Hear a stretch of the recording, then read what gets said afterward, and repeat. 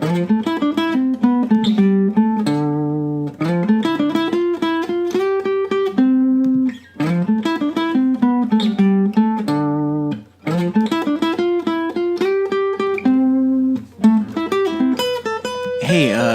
quick question. Yeah? So I really like that riff that you're playing there. I actually kind of want to use it for a short film that I'm writing. Oh, really? What kind of short film did you have in mind? So it's a little slice of life drama about a guy wearing a flannel shirt who's driving around in his car, and he goes to a Burger King and he orders a number 2 with fries. But instead of fries, he gets onion rings. But he's not upset because he soon realizes that he kind of had a taste for onion rings the whole time. It's a real cautionary tale. Wow, that's actually weird. That's exactly what I envisioned while writing this. Really, the flannel shirt and everything. Well, technically he was going to a McDonald's, but close enough. Yes. All right. Well, seems that we're at an agreement here. I'm glad I get to use that riff. All right, everyone look out for that short film. It's called Drive-Thru. No relation to the slasher starring Leighton Meester. Oh, man, Jesus. Remember that? Or it was also called Hella Burger was its alternative title. That brings me back. You remember that movie? I do. Hella Burger? Oh, yeah. Or rather, Drive-Thru? Yeah. Yes. Man. Alrighty, well, welcome to the 21st episode of Bonus Features with Alex and Robert. You're Alex. And you're Robert. Alex, I'm still recovering from last week's extravaganza that was the Comic-Con special. Oh, man. And well, with some of these stories, the party didn't stop. Yes, we did get a couple comic book movie news stories here. I mean, as always, but we tried to make it sort of normie/normal movie news, but we'll see. Normier, that's for sure. That's true. And now for a pointless 2-minute interlude about sports. I haven't watched any. How about you? I haven't either. I'm anxiously awaiting the Hall of Fame game, which, at the time of this recording, is tomorrow. Wait, like the Bears-Ravens game. Oh, man, I didn't even realize. It's tomorrow. Oh, wow. Isn't that crazy? Man, so by the time this is out, that game will have happened. And the Bears will have hopefully, please fucking God, signed Roquan Smith. Yeah. They still haven't signed him. He's the only draftee that hasn't been signed. I don't know who that is. He was the, what is he? He's a defensive player that they drafted. Linebacker, I think, from Georgia. Okay, like our linebacker core is mostly fine. But it could be, it was the 9th ranked defensive core last year. Could you imagine what it's going to be like with this guy? Like, he's pretty good. It was a good pick. And all right. Let's go. Let's be a good team for once. I'm not holding out too much hope, to be honest. Well, we were 5-11 last year. 5-11, yeah, maybe. Yeah, we're not going to get much worse. We got better. We got better. We're not doing the whole. What do you call it? What's the guy's name? Mike Glennon. We're not doing the Mike Glennon experiment anymore. No, we're not. All right, that does it for the sports interlude. Yes, I got nothing. Okay, so now we move on to the news. First up, we got the Charlie's Angels remake has announced its, I guess not full cast, but the Angels and Bosley. Mm-hmm. So we already knew that Naomi Scott was attached, and joining her are, as previously mentioned, Kristen Stewart, and there was talks of Lupita Nyong'o, but that fell through. So her not replacement, but the next choice is a newcomer by the name of Ella Balinska. I tried watching one of her short films, not like hers, but she was in it. It was really boring, and I fell asleep, and it's only 11 minutes long. I was just not having it, and I was trying to pay close attention to her acting, and it was fine. Yeah. So that's what I kind of feel like. It's just, this feels like a pull. Like, this reminded me a lot of, I was telling you, like, reminds me a lot of the, what's his name, Ray Fisher, Cyborg. Yeah. Where it's just like, I don't know who this guy is. I'm sure he'll be fine. And I was right. I mean, Ray Fisher's is actually one of the better parts of Justice League. Right. And I'm sure she'll be fine in this role, whoever she ends up playing. Oh, and then director Elizabeth Banks will also be double dipping on duties, as she is the... Except you. You be Bosley. Yeah. Yeah. The hell is that? Is that Family Guy? Yeah. Anyway, yeah, so she's Bosley now. Yeah. I don't really care one way or the other. Whatever. And, man, I think we've discussed this movie a little bit, but I just don't think that this cast... I like this cast. I just don't think that it's going to make me want to see this movie. And that's the inherent worry I have for the movie as a whole. This isn't necessarily a cast that gets you to go and see a movie. And again, I'm fine with Kristen Stewart. I like Naomi Scott and everything I've seen her in. I'm sure Ella Balinska's a fine actor. I don't, okay, so I get what you're saying. 21 Jump Street. Yeah. Jonah Hill, Channing Tatum. Those are two names, and also that was a take, Right. So, that's, there's something there. I need to see what's the take on this. Is this going to be a comedy? Is this going to be, Well, see, but that also had, pretty sought-after writers. Mm-hmm. That was Chris Lord and... Phil Miller and... Phil Miller and... Oh, no, Phil Lord, Chris Miller. Jesus Christ. Whatever their fucking names are. Duo. The Lord and Miller guys. Yes, the guys who got booted off Solo. Yes. Yes. I mean, well, to get... Solo. To get fired from that also means they were hired there. Yeah, exactly. They were hired. This guy, the writer, what's his name? David Auburn? David Auburn. It's he hasn't written a whole lot. He wrote, The Lake House and, the play. I think he wrote the play that Proof is based on, and he wrote the script for the movie also. All right, what's Proof? It's like a drama. Okay, so... I don't get it. We talked about this. I think we talked about that movie happening and the writer and how it just didn't make sense. Yeah. I don't know. Maybe Elizabeth Banks directing it will sort of, override that. I'm hoping. I mean, she was supposed to, if you remember, she was originally supposed to direct Pitch Perfect 3, but she dropped out because of creative differences. She was in the movie, but didn't end up making it. So hopefully this doesn't fall through. Yeah, I think the cast is fine. It's probably going to be bad. It probably will. If I were going to take a guess. And by bad, I don't mean it's probably not going to be dog shit, but I don't think it's just going to make money. I just don't think it will make money. It may not. And that sucks because I know it's a star power world and it shouldn't be. It should be an original ideas world, but this is neither an original idea nor a star power led movie. So it's kind of got two things riding against it, sadly. Yeah, that's true. Well, it's got another thing riding against it if it's considered a big release for our next story. Oh yeah, Jesus Christ. So MoviePass, for those of you out there, it's a subscription service, and essentially you pay, what is it? Well, originally, I don't know what it started as. It was I think it started at $8 a month or something. Something around there. Something around there, about $8 a month, similar to Netflix. And you could see unlimited movies, except you couldn't see more than one movie in a day. Yep.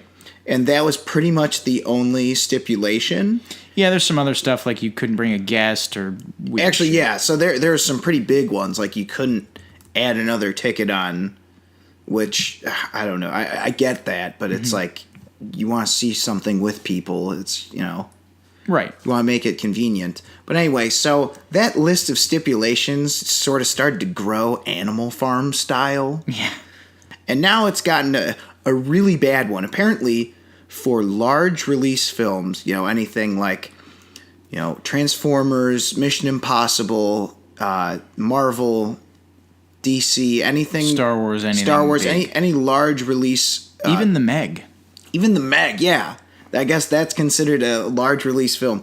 Those are being blacked out on MoviePass right now.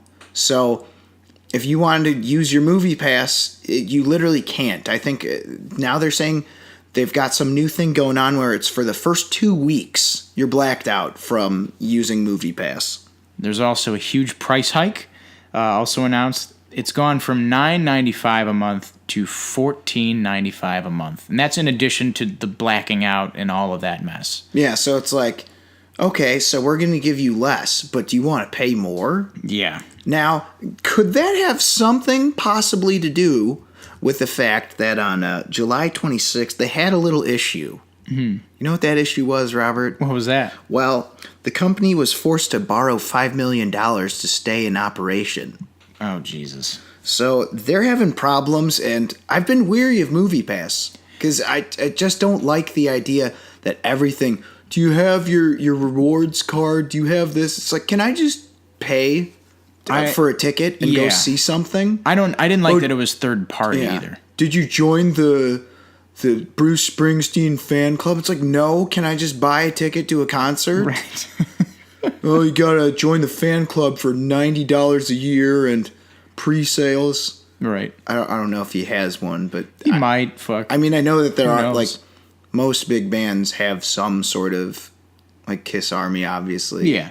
Is the more famous one. Like Kiss, AC/DC, like a number of groups do that. Mm-hmm. And it's just, can we just like make things simple? It's like, you want a ticket, you got the money, go for it. Yeah.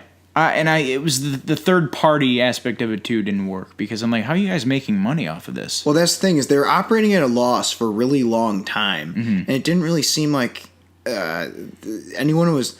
I mean, they may have had a plan. Who knows what it was? But it didn't really seem like they were addressing it. Yeah, and I kind of was like, everyone was saying this is a good thing for the consumer for a while, but I just had a sneaking suspicion that something was going to go wrong, and then it wouldn't be good for the consumer anymore. Well, what I suspected was going to happen is also happening, which is you're starting to see actual theater chains make their own versions of MoviePass, which makes more sense because, like, you're not going to the MoviePass theater to see a movie. You're going to the AMC theater. You're going to the Regal theater. So that's why you see things like Stubbs A-List, which is like the infinitely better version of MoviePass. It's $19.95 a month plus tax, but you can see 3 movies a week. $19.95? Yeah, and like for a guy like me who like I go to the movie at least once a week, that's already more than cost effective. That's like 4 movies for only $20. Like, yeah, that's really good. Well, I guess there's stipulations with this too, but again they're less like shady, I guess. Right. Because it's like, what do you mean I can't see this for the first 2 weeks? This is more like you have to go to this theater chain, which is a bit of a drawback, but I don't think that's as bad of one. Yeah. Especially if there's a theater you really like. But sometimes theaters aren't showing everything. You know, just depends on what you're seeing. Right. I'm looking at this page for AMC Stubbs A-List, and like in big bold letters, like under the fucking like what it is, it says there are no blackout dates. I wonder if you can search in the source code of this website and see if that was added like this weekend. I bet you it was. It's just like why wouldn't you? It's just like attack while they're weak. Calculated. That's what I mean. I don't blame them. It sounds like a better service. What's so ridiculous is that shouldn't have been a selling point. Shouldn't have been the case. That's like being like, our aspirin won't make your head explode. Yeah. You know? It's like, well, no shit. That should be. I would hope that's every aspirin. Yeah. It's like, I would really hope so. Yeah. But that sucks for them. I've always been interested in MoviePass. I've never really gotten serious about it. I've been too weary, and my other thing is it depends on like my movie. Like I have ways where I'll catch matinees, and then it's cost effective, almost the same way it would be for MoviePass, because I've never needed to see 5 movies in a week. Right. So I don't know. I just haven't checked it out for that reason. It sounds like your weariness is confirmed now. Yeah, and that's why if I were to do some sort of rewards member thing, I would do either AMC or Regal or something of that nature. Yeah, it's kind of what I'm looking forward to, or looking towards too, but right now we'll see. Yes, but not all businesses are failing. Some are doing quite well. Yes, some are making major acquisitions, as we have reported over the past couple of weeks. Yes, so as we've been talking about with the Disney and Fox merger, it's not official. I don't even know how the hell that works, but the shareholders of both Fox and Disney have come to an agreement that Fox will sell off its film and television studio assets. Now, mind you, that does not include sports. That does not include the local affiliates of Fox Network, as that would violate FCC rules, I'm fairly certain. So, the properties of 20th Century Fox are being sold to Disney for a hot $71.3 billion. Yeah, and it seems as though Comcast, of course, because why would you even stay in? They dropped out of the bidding war. And also, it sounds as though that if this is approved by all international regulators on time, the merger is estimated to be completed in the first half of 2019. Yeah, okay, so if it does go through, that's when it will. Mm-hmm. And it's sounding like, I mean, if it's approved by Congress, I don't see why it doesn't get approved by every other organization. Yeah. I'd be glad if, again, we're not really happy about this, so I'd be glad if it didn't, but I don't think it will. I'm kind of just dealing with this. I'm just more surprised, not that it's going through legally, that I'm more surprised that they were able to come to an agreement. That's a lot of stuff to go over. Yeah, it's interesting that Fox has even allowed themselves to be purchased. Right, and I never thought it would come to this. Well, because it feels like it. Wow. I would have figured something more like A24 or like Lionsgate would get bought by Disney, where it's big but not like gigantic. Yeah, because Fox is huge. They're one of the 6 right now, and to put this into the simple math, this basically means Disney will have a third of movies. Not that. Now, to be fair, to play devil's advocate, I'm sure that Fox being, or the Fox, Jesus Christ, sorry, the 20th Century Fox assets being owned by Disney, it does not mean like, nope, no more R-rated movies. We have to have talking teapots. Mm-hmm. I think some people are sort of exaggerating. I think, however, having Disney at the top does affect certain changes in the movie slate of what will be the new version of 20th Century Fox in some ways. Yeah. Oh, man. We're talking about this like it's Judgment Day, like, they did it. Yeah. Skynet did it. Like, cue so this is how democracy dies, with thunderous applause. Yeah. Oh, man. That's a good one. Yeah, man. It's a good movie. I like it. I mean, it's a bad movie, but I like it. It's good shit. Yeah. But it is so weird that, like you said... It is good shit. Yes, it is good shit. Literally. Right, you're right. But it is weird that, like you said, that it has come to this. Disney has extended its reach, and they have it's like they struck first. Like, this is a war almost, and that, like, Warner Brothers and Sony and what are the other ones? Paramount, right? Universal. They're the last vestiges of, like, what's left from the encroaching empire that is Disney. But it's like, are they evil? Have they made bad products? Not really. Depends on which series. Well, yeah. As far as Marvel goes, it's fine. Yeah, Marvel's fine. I'm not really a big fan of their live adaptations, but I know those are doing well. Well, all of them are doing well. Star Wars. Obviously, the animated stuff's killing. Yeah. Everything is doing well, but is it good filmmaking? And I think that there is an argument to be had there about whether or not this sort of brand this brand first filmmaking that I think Disney has championed and perfected over the past decade, whether that's good for the medium. And I hate to sound like one of those guys, like a creative, like, zealot, and say, like, it's back in the old days they made movies like Bambi. They never make a Bambi now. And there we go. Would they? Yep. That's real interesting. No, I get what you're saying. But it's like, fuck, man. Like, what's gonna happen? What if they gobble everything up? They won't. I don't think that's what I'm saying. It's like, will they? I'm kind of stuck in this. Like, I'm trying not to overdo, like, the paranoia. Like, oh my God, we'll never have another original movie ever again. It's like, well, we're kind of already there. Mm-hmm. Yeah, it is. Or at least, like there's... Okay, let me rephrase that. There's not a lot of original idea movies that people actually go see. Yeah, that's the shitty thing about it, is that there's a lot of data behind studios confirming their, worries that, like, well, no one sees this shit, Yeah. What was, like, the last big original movie that made, like, a decent chunk of change for you? The last one I can think of, it still didn't make that much. It only did well in comparison to its budget, which was John Wick. Yeah, I was going to say that, or how well did Baby Driver do? Actually, that did pretty damn well. Let's see, I'll look it up now. I think that's what's missing is director-driven movies. Yeah, it did fine. Because that was only $34 million?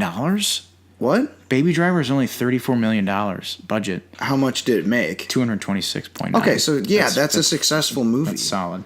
I mean, again, it's not... No original is going to pull in billions. Yeah. unless it's a piece of shit and it's in 3D. And it has these dumbass blue things that braid their hair with trees. Well, that's an interesting comparison you bring up, because I think that was original. That is something that will draw people, is direct, like, auteurs. And like the last original shit, Nolan, dude. Well, that was exactly what I was just about to say is Baby Driver. What's his? Edgar Wright has a huge following. I'm not even that big of a fan, but I know of his like overall filmography. Mm-hmm. Loved Baby Driver, but I know a lot of people are big like Edgar Wright fans. Mm-hmm. Nolan is, I think, the prime example. Exactly, and the director, if we're talking about it in lucrative, marketing terms, it's like that is a brand. Yeah, Cameron is a brand. I mean, that's why everybody saw Avatar. Like Marvel, Cameron. Yeah. Wright to a much lesser degree. Yeah, kind of a niche, like a mini brand. But that's still the thing is, like, if you have 100,000 people who are going to geek out and tell everyone about it, that helps your marketing case. It also helps that the movie was the movie looked good. I think most people like the trailers for it. For which? For Baby Driver. Oh, I was going to say, I agree. Oh, yeah, for Avatar. Dude, I ever tell you the story of Avatar, how I got dragged to see that? Oh, yes. So... But tell again. You know what, audience? Just don't do this to people, because it's shitty. Gather round. All right, so I was hanging out with my friends, and I got in the car. It was almost like I felt like there's something weird, like parents are about to tell their kid that their like dog died. Oh, they used to do that to me when they used to tell me that we're going to the dentist. Yeah, they just tricked me. No, that's what it was. Like more like the dentist. Like maybe the dog dying was a little bit morbid. Anyway, so I'm like, where are we going? And they say to see a movie. And I'm like, huh? Like they didn't tell me. They all like look around at each other. It's like they knew I didn't want to see this because I had seen the trailers, and I was like, God, it looks shitty. It looks like a dumbass like Pocahontas ripoff or like Fern Gully, but not as good. Mm-hmm. So they're like going to Avatar. I'm like, what? No. Let me out. Let me out. Basically, I was like, no, let me out of this fucking car. Lo and behold, we watched it in the theaters. And the part where the big fucking tree falls, I was like, yes, fuck them. God. Oh, man. Hated it. I don't hate Avatar that much, but I was supremely underwhelmed by it. It sucked, and I really fucking hated it. My brother, I saw it in 2D, so everyone's like, "Oh, but that's why it wasn't any good." It's like, well, then that's a shitty movie. That's what my brother said to me. Like, I watched it on TV, and he's like, "What?" And I'm like, "It was okay." And he's like, "Well, you didn't see it in theaters. You need to see it on the big screen." I'm like, "Motherfucker, that shouldn't matter." Right? Like, Interstellar is like, well, here's an unpopular opinion for another day, but yeah. Interstellar is a magnificent movie regardless of that shit. It helps if you've seen it in IMAX. Yeah, it definitely helped seeing it in IMAX, but the movie should be good first. No, I know what you're talking about. Yeah. It's like, and that's how I felt about Avatar. Big screen is an enhancement, not a it's not like supposed to suffice for its lack of quality. It's the frosting, not the cake. Sure, whatever. I don't even know what the fuck that means. Anyway. Fox. Yeah. Disney. We're not very happy, but hopeful. But I kind of don't care. Well, I guess we're forgetting that this means X-Men and Fantastic Four will finally be coming back. I'm a little sad about X-Men because I think Fox has handled that property decently overall. I have a feeling that these next two are going to be bad. Probably, and it'll probably reinforce or probably give me a little bit more of like, okay, maybe they should be owned by Disney now. That's what I think it's going to be, kind of like the Spider-Man thing, where it's like Spider-Man's just like, just let them make another. There's no way it'll be good. Yeah. And then they were right, like, everything went to plan. And then they just kind of scooped it up. I think they might do the same thing here, like, just let them, it's like the Ken Watanabe thing. Just let them fuck up. Yeah. Just let them make a shitty movie. Right. Just all about the natural order, and then they swoop in, and it's like, they kind of are now. Yeah.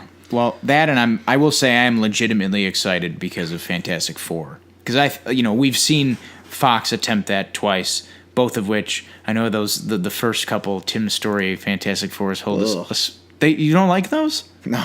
Oh, I thought... who was I talking to that said they had a special place in their heart? I don't know. It wasn't you. I fucking hate them, too. I mean, I think they're awful, but it's like... They're all right for a rainy day. Wait, Yeah. when you're just like kind of bored, just watching something on FX. Oh, man. It's a definite FX rainy day movie. It is. But I'm interested to see Disney deal with that because I feel like they kind of just... They haven't messed up yet, really. Yeah. Not royally, you know. Guardians of the Galaxy Volume 2 aside. Yeah. Well, that will probably make things more interesting down the line. I don't think it's going to have much effect for Marvel's current plans. Mm-hmm. But again, we thought that with Spider-Man, so who the hell knows? Here comes Galactus. Or something, yeah. Some scrolls. Yeah. Well, so that's that. The merger is gonna happen more than likely. Okay. Where you know what we should do when it happens? What's we that? should just play the soundbite from fucking Tenacious D. I am complete. Yes, you are fucked. Yep. Just do that. That's a good one. Yes, good reference. All right, so moving on.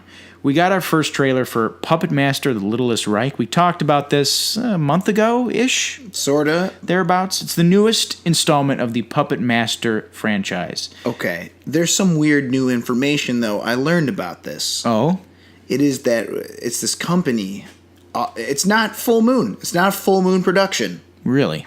I know, right? So this will be the first of that. Secondly, it changes Andre Tolan, who is a character in... Okay. I'm going to have to do a little explaining for those playing at home. Mm-hmm. So, in the original Puppet Master series... well, if I'm explaining, you probably don't care, but stick with me. Anyway, so in the original Puppet Master series, it's about this puppet master who's French, and he's evading the Nazis during World War II, and he learns, like, Egyptian magic or some shit, and his friends who were murdered are put in these dolls, and they get revenge or whatever. Mm-hmm. So then they just kill random people later, like, you know, in the 80s for whatever reason. Right. So they've changed it so Andre Tolan was a bad guy, so he's a Nazi, and that the dolls are just like the bad guys. Huh. So, I mean, I guess a little bit more sense. Yeah, it kind of makes more sense. It's like, the dolls getting revenge only goes so far. Now it's like, well, they're just going to keep being hateful dicks. Yeah, I get that. I get that. It makes sense, but it is changing the lore. And now I've learned also, in addition to it not being a full moon, it's Full Moon has the rights. So we've got a Chucky situation on our hands again. What is it with killer dolls and having the rights split in half? I don't know, man. So RLJE, I guess, has this new series, or rather, it's a fucking hell. This is so fucking tedious. It's like the Halloween thing where it ignores a bunch of them, or they're doing it again. I don't fucking know. I you know what? I give up. It's like a sequel. It's something. I don't know. They're retconning a lot of shit. Fuck rights. Yeah. Fuck legal departments. So apparently, Full Moon has the ability to make one. They don't have one in production though, so it's not as absurd as this Chucky thing. Okay. All right. Well, but I mean, it's close because they apparently they legally have the right to if they really wanted to. It's approaching that level of ridiculosity. Yeah. Anyway, this trailer did not give us a whole lot of anything. It has the opposite of most trailers. Yes. Or has the opposite problem of most trailers, and that you don't really get a whole lot. Get a bit of the cast.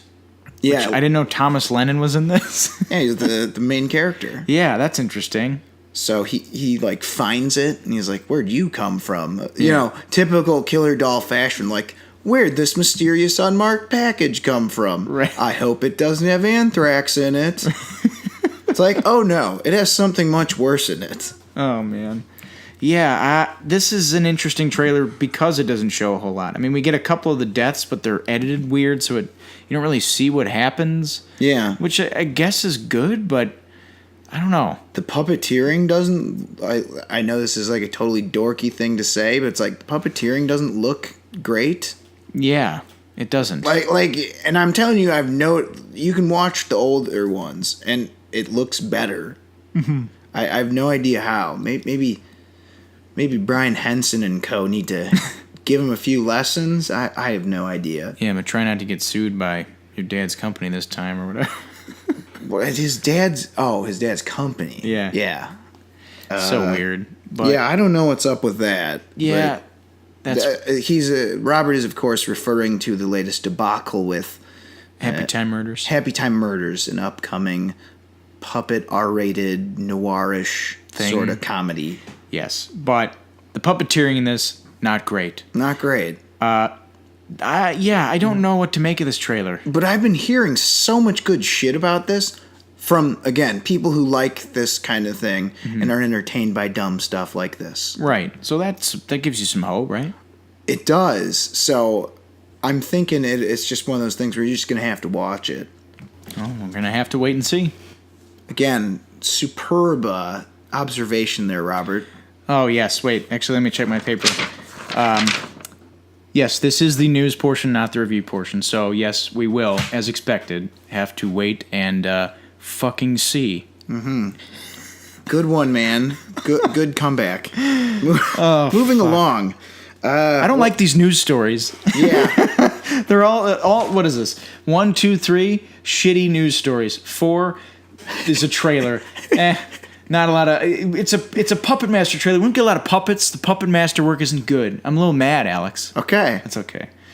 All right. You want to take this next one that's not horrible, but probably going to be for a horrible movie? Yeah. You know what? It's a slow news week, everyone. We try to talk about things we like, but I mean, I don't hate all of these. They just sound bad to me. It's a slow week, but we got trust slow me. Week. We're gonna ride off this news segment with a couple of good ones. Yeah. Anyway, man. Okay, so Priyanka Chopra, yes, actress, yes, Quantico, maybe a singer. Really? No, I'm just like saying. I was gonna say. I was to do the inside the studio. Actor, singer, philanthropist. We start as we always do at the beginning. Where were you born? Yeah. Okay. Anyway, Priyanka Chopra has been added to the adaptation. What the fuck is it called? Sorry. Cowboy Ninja Viking. Cowboy Ninja Viking. Yes. It's based on the Image comic, which is about. You explain it.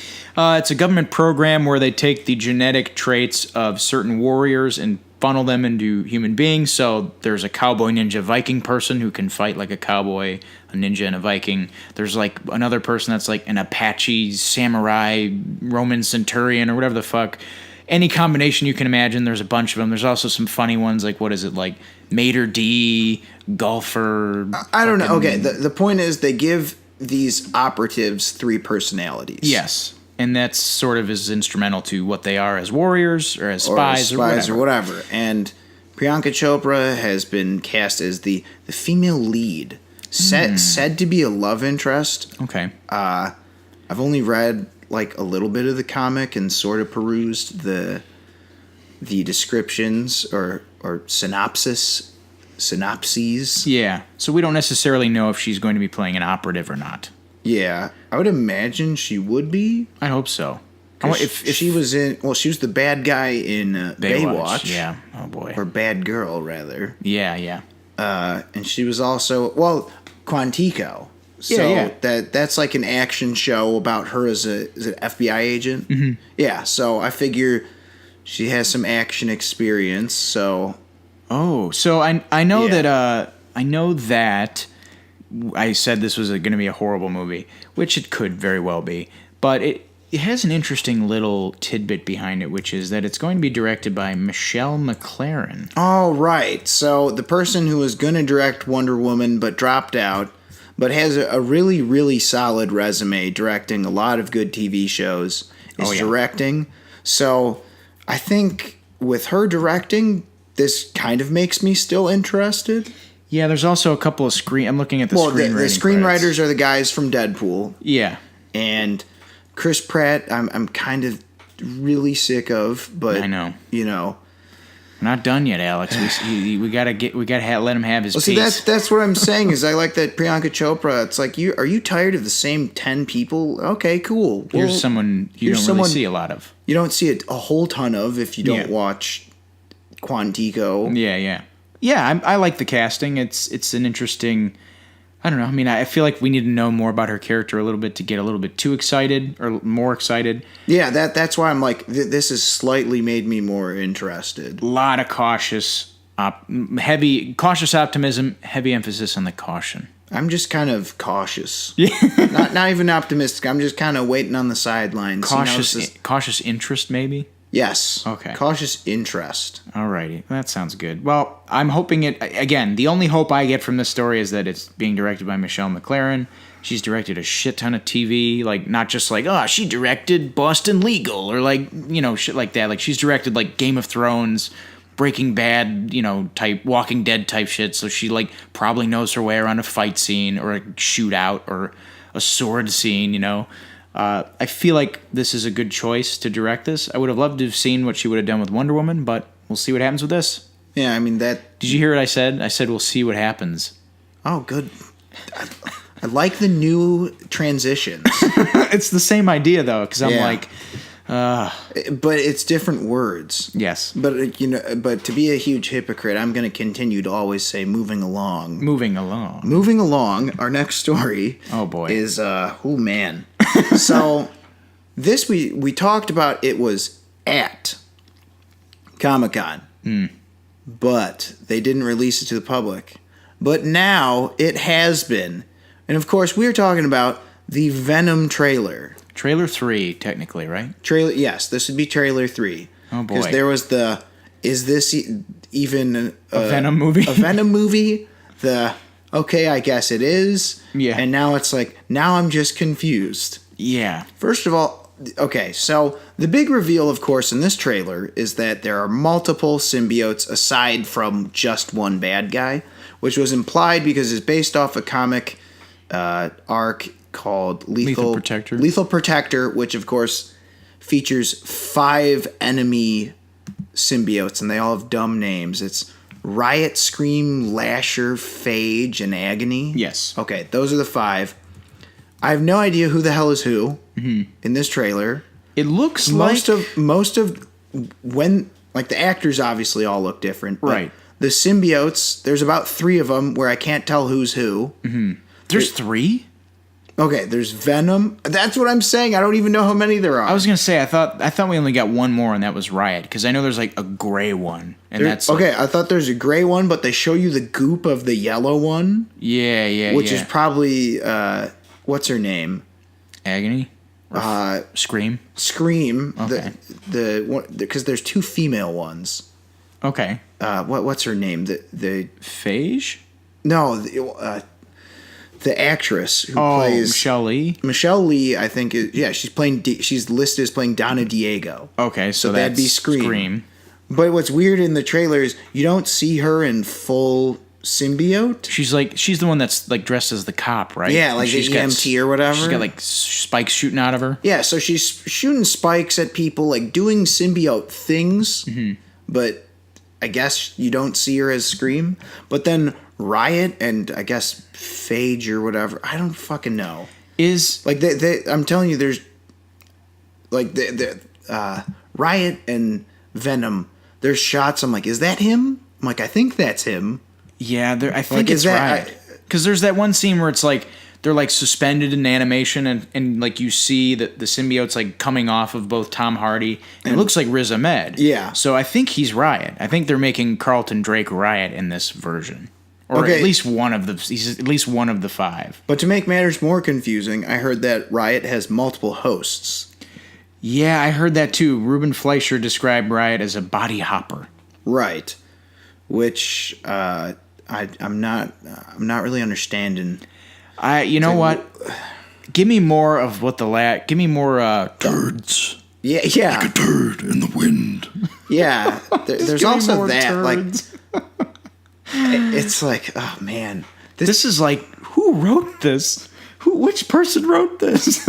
Wasn't it written by 4 different people? Yes. Oh God, yeah. Dude, this could be like Catwoman. I hope it is. Because the last 5 minutes or 5 seconds of that trailer, I'm like, oh man, can we get more of this? Because this is bad. Yeah. I've got a parasite. I'm like, oh no. Yeah. That line, good night, Mrs. Chen, just walks out casually. I'm like, am I supposed to be rooting for this character? Oh man. I'm like confused. This is a weird movie. I think this very well could be the 2 out of 2 bombs classic we've been thirsting for. You know what's weird is I still feel like I haven't seen enough of it. At least enough of Venom, you know? Like, they give us, like, a little bit more glimpses of scenes we've kind of already seen. Right, but was that him, or was it... Because what I kept thinking is that Venom, or is that a blue one? Okay, the problem is... No, the colors are so muted. The colors are really muted, but, like, the colors are even confusing in the original comic. There's, like, a grayish green one, a gray one, a yellow and red one, a pink one, and another yellow one. It's like... Yeah. It's going to be interesting. That's all I'm going to say. But I'm glad that we got this because I needed something silly. And, man, is there some silly shit in this. What do you think about, like, do you think the fight scenes are going to be any good at all? You know, that's the other thing is we get kind of very little of it in this. And we have seen some. Like, we've seen the fight scenes where it's like it's Eddie like Brock. Not fully engulfed Eddie. Yeah, where he's just like the symbiote's fending them off for him, kind of, that scene, which I love. Like, I thought that scene looked great in the last trailer. It looks great in this one. But I feel like they just kind of haven't given us that much, and I kind of like that. Like, we still don't know if Woody Harrelson is playing Cletus Cassidy. I mean, but it's like they're not giving us that much, but also in a not good way. Yeah, they're like, all right, what can we give them that's like, this kind of reminds me of like the Cubs right now. They're like, all right, which minor league players can we give them? Because we can't give them any fucking of like our players on like the major league team because we just can't do that. Yeah. So like, we'll give them this shitty line. We'll give them this like shot of like, you know, Eddie Brock like running, and like we'll give him a little bit more of the scene where he's licking that one dude's face. Right. Because we really don't want to show this other stuff we've got hidden away. I'm trying to think of an example where it's like it was just about the right amount. Oh, for any trailer? Which is hard, come to think about it, because it's either any Nolan trailer. Yeah, because that's something we've discussed is they almost never show anything from the third act. Yeah, they're very, very well constructed, and you can tell it's him because he basically has Warner Brothers by the balls for every movie. Yeah, there's one shot, by the way, in this trailer where I kind of felt like that's going to be a huge reveal, I bet. Out of context, it doesn't look like much. Which one? It's either Venom or I don't know. One of the nameless, completely interchangeable symbiotes is falling into fire. Oh, yeah. And for you nerds playing at home, we know what happens when symbiotes meet fire. Yes. The symbiotes are not a fan of fire. But I thought symbiotes didn't like high-frequency sounds, like in Spider-Man 3. I think that's also true. Oh, okay. Sonics and fire. Yeah, that makes sense. Remember in the Spider-Man video game? What are two things symbiotes hate? Sonics and fire. Yeah. Oh, man, yeah. I'm looking at the panel from Lethal Protector of all the 5, and even like, see, like I'll show you. Yeah. It's like, okay, this one's basically this one, but with fucking red hair. Right. You know, there's 2 that are like gray, basically. Okay, yeah. What Robert is saying is he's looking at the image and it's like they're sort of interchangeable, but not. Except for like there's a purple one and like a yellow one. The purple one stands out clearly. There's like a yellow one, but even then there's another yellow one with like red hair. I don't know. I'm so confused. Yeah, we're repeating ourselves because it's just confusing us and making us go in circles. Can we ever get through a Tom Hardy Venom related story without going completely apeshit? No, we can't. It's just like this always fucking happens. It's just like the possibilities. Right? This could be really bad. This could be amazingly bad. I hope it is, kinda. I really hope it is, but you know what I was just thinking? I'm pretty sure that last trailer just almost nearly 100% confirmed we're never going to get the Morbius or any of those movies. Oh man, can you imagine that trailer? It seems like, oh wow, I don't know. Oh, I've got an infection. You know, fucking bite someone's neck. I've got oh my god. I can already hear the shitty quips. What's the 16-person writer's room they got for the Morbius movie look like, you think? Oh god. I don't know. Is it as complicated as the Does Silver and Black have a horrible, like, gigantic writer's room? I don't even know. Who's writing that? Is it Geneva Robertson Dvorak still? But if she's there, that means 20 other people have written it. Because, like, she's just the go-to. Yeah. Hey, we've got this thing. 100 people already wrote it. We need you to help us out. Okay. Here come my friends. Yeah. So, yeah, but I think that the Spider-Man spin-offs are for sure not going to happen. If that'd be my guess. Again, I might eat crow and people might love this movie. I hope it is. I hope it's. As always, I hope it's good, but I'm just very doubtful. I kind of hope it's not. What would be a better time? That's what I'm saying. Shitty, like seeing shitty. a Batman and Robin and or Catwoman level movie in theaters. I haven't had that experience in a long time. Like the closest that I can think of in recent memory was Street Fighter: The Legend of Chun-Li. Oh man, was that a bad movie? But it was kind of a good time. You find it weird that the two Spider-Man related properties coming out most recently, both of the villains are the two lead actors from Nightcrawler. What? Mysterio in Far From Home and Riz Ahmed in Venom. A little weird. Not really. It's just more of a coincidence. You know what, Alex? It's a long drive here. So this is the shit I think about. Fair enough. But no. Anyway, moving on. Anyway, it's not really a coincidence. It's just a coincidence. It's a coinky dink. Yeah. So moving on. Much like this coinky dink, Norman Lear announces that there will not be a reboot of All in the Family. Did you know that he's still alive? Whoa. Norman Lear is 96, right? God love him. I didn't know he was still around. I feel bad, but like I thought he passed on with Archie, what's his name? Carol O'Connor and all of them. For those of you playing at home, Norman Lear created several beloved TV shows. Mm-hmm. He created All in the Family, Sanford and Son, Maude, and The Jeffersons, to name just a few. So the guy's kind of a TV legend, and I can't believe it. It's not being rebooted. I thought everything is. Yeah, it's interesting, especially now. Hold the presses, everyone. Yeah, Jesus. This is good.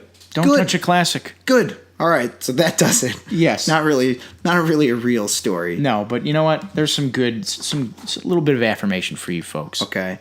So next up, we got a new poster for Gareth Evans' latest movie, The Apostle. And it's about cults and stuff. Why don't you actually read the real synopsis or tagline? The year is 1905. All right, read it normally. Thomas Richardson travels to a remote island to rescue his sister after she's kidnapped by a mysterious religious cult demanding a ransom for her safe return. It soon becomes clear that the cult will regret the day it baited this man as he digs deeper and deeper into the secrets and lies upon which the commune is built.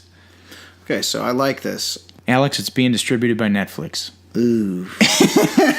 I'm sorry, man. You gotta kill my good times. I know how you feel about Netflix. It doesn't deter me because I trust Gareth Evans. You know what? I've only seen one of his movies.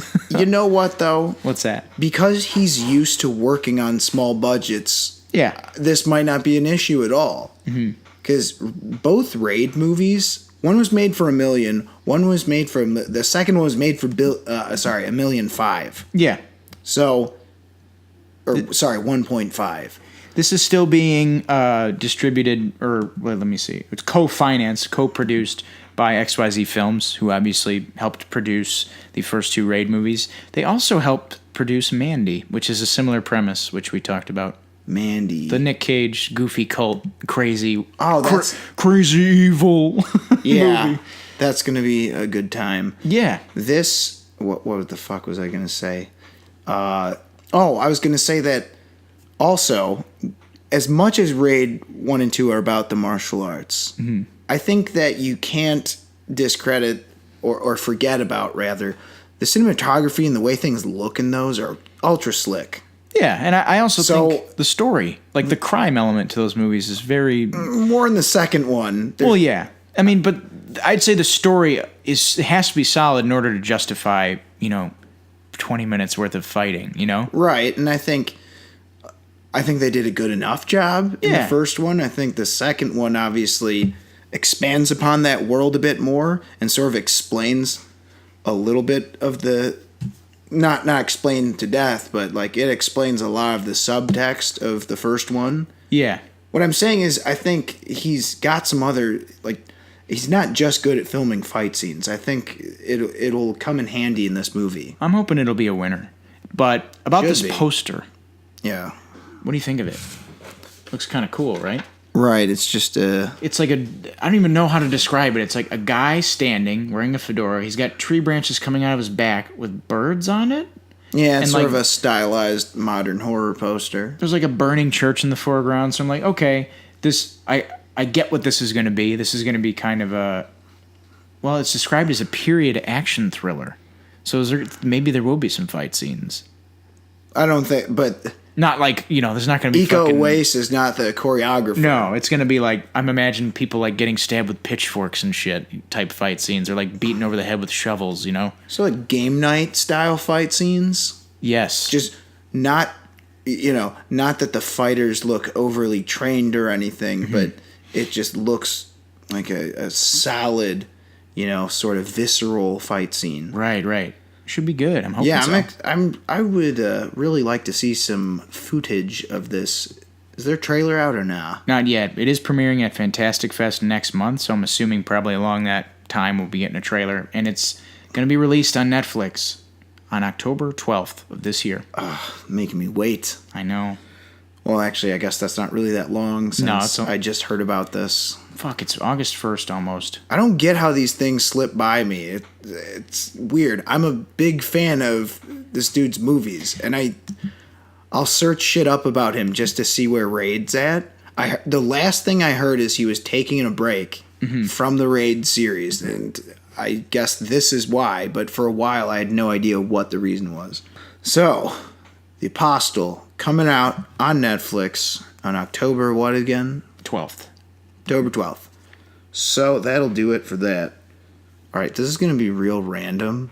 Robert, so have you seen this article talking about this Chinese eSports team? OMG? Yes. I have heard of them, yes. Okay, so I saw these pictures of their gaming facility. Yeah. Or their training center. Okay. This is one of the most magnificently designed interiors to a building I have ever seen. I know we just started like spewing references to shit from movies that would have looked like. Oh, yeah.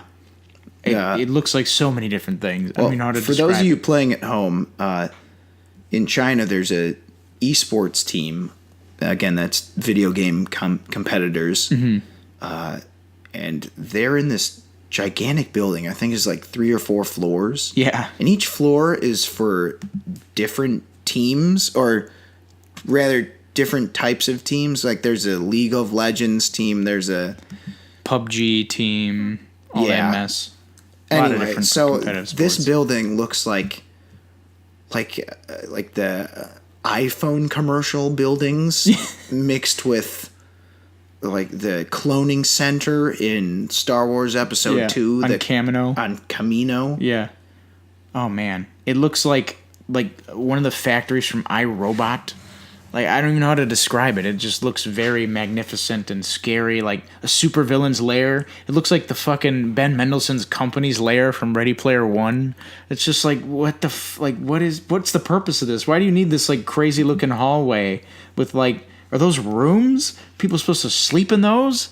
But I mean, Jesus, did you know that actually one of the biggest, most lucrative esports clans in the United States, the Optic clan, is actually headquartered here in Illinois, in Schaumburg. Oh yeah, I think I remember you telling me about that. They have their own house. Okay, they have their own house, but do they have their own space station? No, they don't have a space station yet. No. They're not space station worthy. Clearly. Jesus. This is just like, look at this shit. You know what else it reminds me of? You know, the place holding all the cubes with all the horror monsters in Cabin in the Woods? Yeah. You know the fucking one place at the and you've seen spoilers for those who haven't seen Cabin in the Woods. We kind of ruined the ending. Sorry. Spoilers for those who haven't seen Moon. You ever seen Moon? Yeah. You know that thing at the bottom of the space station where they keep all the Sam Rockwell clones? Yeah. It looks like that fucking place. It's just like, what? You also just ruined the ending of Moon. Oh, yeah, no, that's a complete spoiler. That's why I said spoilers. Oh, you did? Oh, I didn't hear you say spoilers. Oh, No. well. Anyway, we're just ruining lots of endings. If you're listening to this and you're like, I wish I knew what this looked like, don't even bother searching it up. Go to our YouTube page and watch the video where I will put these pictures in there in this section. Right. They'll be on there. If you're listening on SoundCloud, which is all 2 or 3 of you, just Google, and this is just for anyone playing at home who wants to know and maybe wants to get better pictures or whatever, just Google eSports OMG facility. Yeah, it's pretty goddamn wild. All right, so that has nothing to do with movies or whatever, anything, but it's just we needed to share it. I just stumbled across this because this is amazing. I've never seen a building like this for this purpose. It's great. It's a growing industry, man. It's got a crazy, like, what's the word? The net profits of certain clans and like the kinds of money some of these people make. It's just insanity. I mean, but people are making money off Let's Play videos. Oh yeah, streaming, Twitch, and all that stuff. Gaming industry it's found some new avenues. Oh, it sure has. Global esports market generated $325 million of revenue in 2015 and was expected to make $493 million in 2016. Wow. That's 2 years ago. Oh, really? So that's probably even more now because of that was before Fortnite and PlayerUnknown's Battleground PUBG came out. Yeah. So like Jesus Christ, it's huge. It's a huge deal. So yeah, I guess if you're curious to learn more, get on your magic devices and type shit into it about esports. It's an interesting industry. Right. There we go. That's it for news. Right. So Alex, can you guess what I saw this weekend? Was it Garbage Pail Kids? Twice, but no. It was actually a new release that I saw. Garbage Pail Kids, let's see. If they kept making them, 7? No, I left my time machine at home. Okay. But well, technically it'd be an alternate dimension. Yes, I left my interdimensional device fucking thing at home. You left your fake Marvel/DC shitty science machine at home. I sure did. Okay. I did see a different feature though. I think it was the same one you saw. Yeah. What was that? Man on Fire. Oh. No, I legit watched that a couple days ago. I was not a fan. Well, I haven't seen it in a while. That's my mini review. It was not a big fan. Oh, man. Well, how about you stop making me sad and tell me what you actually saw? Okay, fine. I saw Mission Impossible 2. Oh, fuck. No, I'm kidding. Okay. I saw Mission Impossible 6. Better known as Mission Impossible Fallout. This is the 6th iteration of this fucking thing, this franchise that just won't die. Kind of like Tom Cruise. Right, except I think we've pointed this out. This is probably the biggest outlier. Yes. Because Fast and Furious, it's like they're so fucking good, but they're like tongue-in-cheek good. Yeah, they're definitely like I would say a modern companion to things like Commando. Yeah. Where this is more like Die Hard or Lethal Weapon, where it's fun, obviously, but it takes itself seriously enough. Yeah, more serious. Like, if someone were to say, like, I'm not really into Fast and Furious, I would understand that person more than saying they're not really into Mission Impossible. You know what I mean? Yes. It's like Fast and Furious is such a heightened, goofy thing at times, whereas Mission Impossible is, for the most part, pretty grounded. Well, I mean, in comparison, there's no, you're not going to see Tom Cruise ice skating next to a submarine. Exactly. Right. So, in comparison, yes, it's relatively grounded, but you know what I think the word is?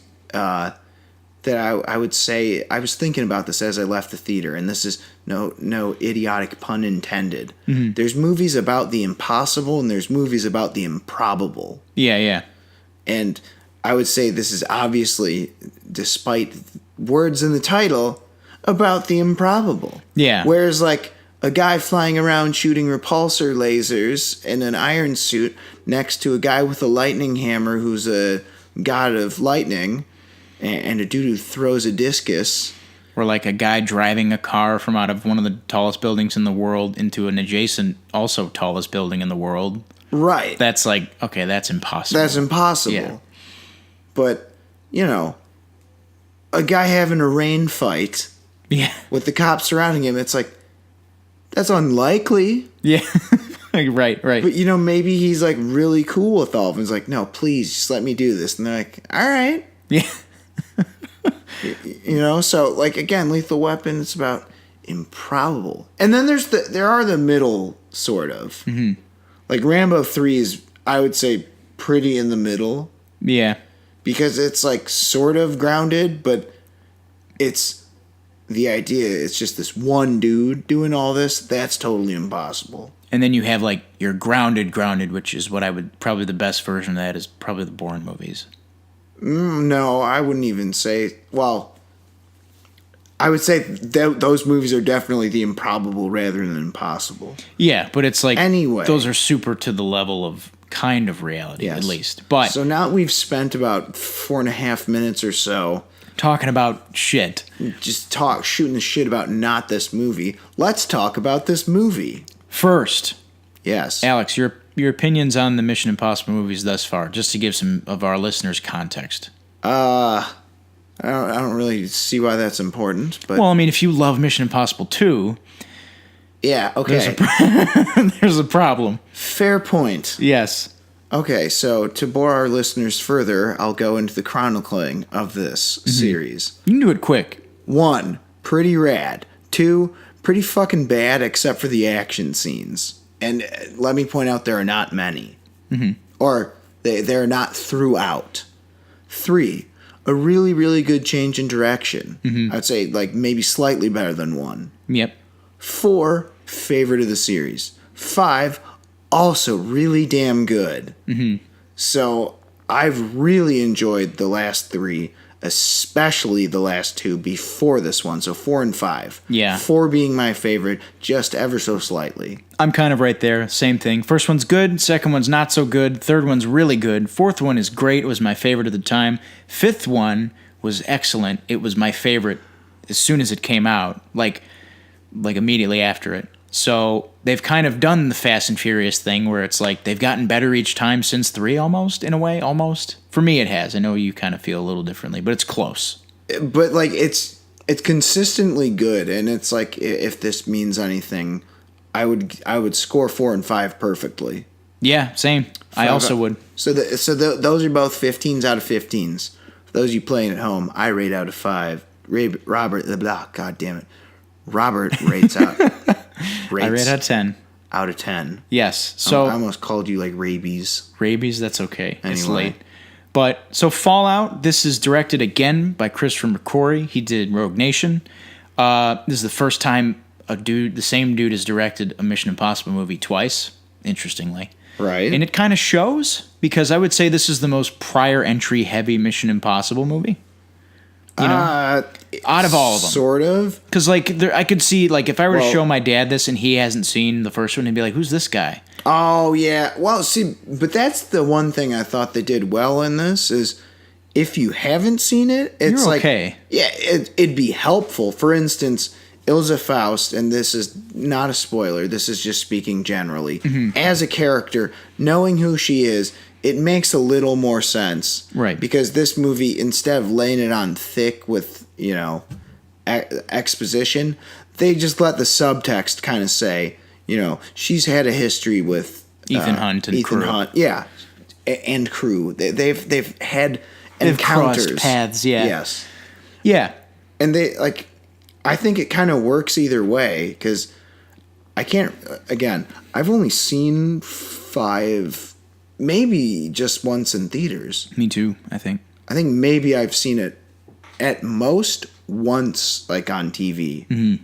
Like definitely not more than 3 times. Right. So I don't remember 4 and 5 a ton of it. Mm-hmm. I do remember that I liked both of them a lot. Yeah, I remember 4 the most because I've seen it the most. Yeah, and with that in mind, I remember Ilsa pretty well from 5. Yeah, but I don't remember everything about her. Me neither. I just remember the villain in her. Yeah. Like I remember Solomon Lane. Yeah, who is I would say one of the bigger threats in this movie. Well, in the non-spoiler sense, let's say that he's the main villain. Yeah, and he kind of is, even in the spoilery sense, in a way. Well, because he's like the leader. Fuck, I think even saying what we've said kind of gives some of it away. Well, I mean, we don't know. All I know is there's some affootery here. That's all. There's some mystery. Oh, there's some definite intrigue. Yes. Yeah. No. Well, let's start. Let's just get into the nitty gritty. We've kind of brushed it, kind of scratched the surface here. But Alex, is this the greatest movie? Is this the greatest action movie of all time? Okay, first of all those claims, no, not even fucking close. Okay, that's like a little harsh, but it's like no, because there's 2 in the, not necessarily give my score right away, because we'll save that for the end. I like 4 and 5 better than this one. So do I. And it's not by a whole lot. So you don't think this is the greatest action movie of all time? No. So you hated it. You hated it then. Oh, that's right. Forgot what time we're living in. See, that was one of the other things. It's like, do I have to love it and also think it's the greatest action movie of all time? I don't have to. This is exactly like Mad Max. I'm like, yes, this is really good. Yeah. Everyone's like, great to see some practical stunts. I'm like, oh yeah, fuck the raid. Neither one happened. Right. It just makes me so mad. It's like, come on. Yes, there's impressive vehicular stunts and all that, but it's like, let's not go crazy here. Yeah. I will have a... And I think it's just because there's so few movies made like this anymore. Right.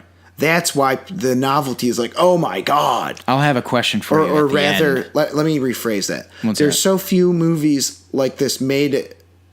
This way. That get the amount of press and as wide of a release. Yeah, it's kind of hit as that's what I'm saying is like Raid was very niche. Yeah, small. I didn't even see the first one in theaters. I didn't know about it until someone posted on Facebook, and it was like, if you like action movies, you have to see this. And I saw the trailer, and my mind was blown. Right. And of course, I went way the hell out of my way to make sure I was on that shit for when 2 came out, and I did see 2 in theaters. Mm-hmm. Or like I saw Ip Man 3 in theaters, but I didn't see 1 or 2. So let's rein it back a bit. Would you say this is one of the best action movies in the past, 10 years? In the past 10 years? Sure. Same. I think I also would. I'll pose a question for you at the end. But are we talking excluding CGI heavy? No. Oh, so you're saying including superhero movies? Avengers is an action movie. Okay. Man.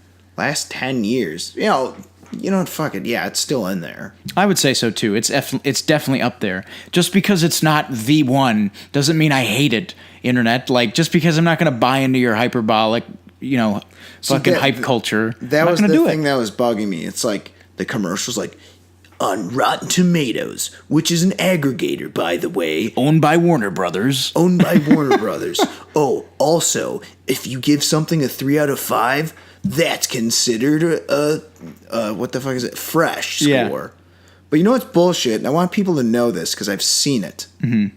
When they don't give a numerical or letter grade score, the people just guess. Mm-hmm. So again, this misleading aggregator that everyone acts like it's the word of God said this movie was good.